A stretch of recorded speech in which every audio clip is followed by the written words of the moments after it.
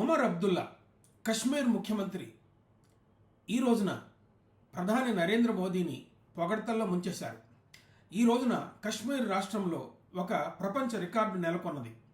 ప్రపంచంలో అత్యంత ఎత్తైన చీనాబ్ నది మీద రైల్వే వంతెన ప్రపంచంలో ఎత్తైనది, అన్నిటికంటే ఎత్తైనది నిర్మించారు. దీన్ని ప్రధాని నరేంద్ర మోదీ ఈ రోజున జాతికి అంకితం చేశారు. ఈ సందర్భంగా జరిగినటువంటి సభలో ఒమర్ అబ్దుల్లా మాట్లాడుతూ ప్రధానిని పొగడ్తల్లో ముంచెత్తారు.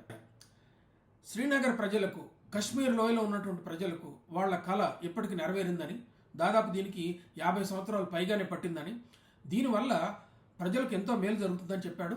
అంతేకాకుండా అక్కడ నదుల్లో నీళ్లు వచ్చినప్పుడు సామాను కానీ, సరుకులు కానీ, అక్కడ జరిగే ఉత్పత్తులు కానీ, లేకపోతే ప్రజల ప్రయాణం కానీ చేయాలనుకున్నప్పుడు 5,000 టికెట్ ఉండేదాన్ని ఈ నౌకలు నడిపేటటువంటి వాళ్ళు ఒకేసారి వర్షాలు వచ్చి వరదలు వస్తే దాన్ని 20,000కి పెంచి ప్రజలను లూటీ చేసేవాళ్ళని.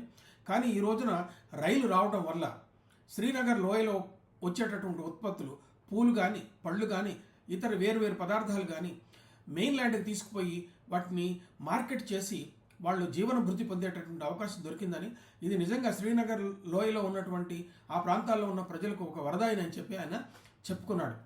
ఈ సందర్భంగా ఇంకొక మహా వ్యక్తిని తలుచుకోకపోతే నేను పాపాన పడిపోతానని చెప్పి ఒమర్ అబ్దుల్లా చెబుతూ, ఆ వ్యక్తి ఎవరంటే అటల్ బిహారీ వాజ్పేయి అని. ఆయన 1983లో ఈ ప్రాజెక్టుకు శంకుస్థాపన చేశాడని, ఆ ప్రాజెక్టుకి వాజ్పేయి గారు శంకుస్థాపన చేసినప్పుడు తాను 8వ తరగతిలో ఉన్నానని, ఇప్పుడు నేను కశ్మీర్ ముఖ్యమంత్రిని అయ్యానని 40 ఏళ్ళు పైగా వచ్చినాయని చెప్పి ఆయన వాజ్పేయిని కూడా తలుచుకున్నాడు. అంతేకాకుండా కాశ్మీర్కి ఈ రోజున జరిగినటువంటి రైలు వంతెనలు, అట్లాగే అక్కడ జరుగుతున్నటువంటి అభివృద్ధి, దీన్ని ఆయన మనస్ఫూర్తిగా పొగిడాడు. గమనించాల్సినటువంటి విషయం ఏంటంటే, ఈ ఒమర్ అబ్దుల్లా కానీ, ఆయన తండ్రి ఫరూక్ అబ్దుల్లా కానీ, ఆయన తాత షేక్ అబ్దుల్లా కానీ, వీళ్ళు ఎప్పుడు కూడా ఈ ఒకరోజు ఒక మాట చెబుతూ ఉంటారు. ఈ కాశ్మీరు భారతదేశంలో ఒక అభిన్నమైనటువంటి అంగము, దీన్ని ఎవరు విడదీయలేరని ఒక మాట చెప్తారు. 2 రోజులకో 3 రోజులకో మళ్ళీ పాకిస్తాన్ పాట పాడుతూ ఉంటారు. వీళ్ళు ఎప్పుడు కూడా అలా గెంతుతూ ఉంటారనమాట.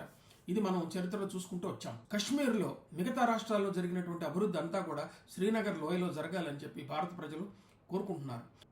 దీన్ని ఈ కాలంలో జరిగేటట్టుగా మనం చూడబోతున్నాం. ఇలాంటి ప్రభుత్వాలు రావాల్సినటువంటి అవసరాన్ని, కశ్మీర్లో ఉండాల్సినటువంటి అవసరాన్ని ప్రజలు గుర్తించి ఎవరైతే చేయగలరో వాళ్ళని ప్రోత్సహించాల్సినటువంటి అవసరం ఉన్నది.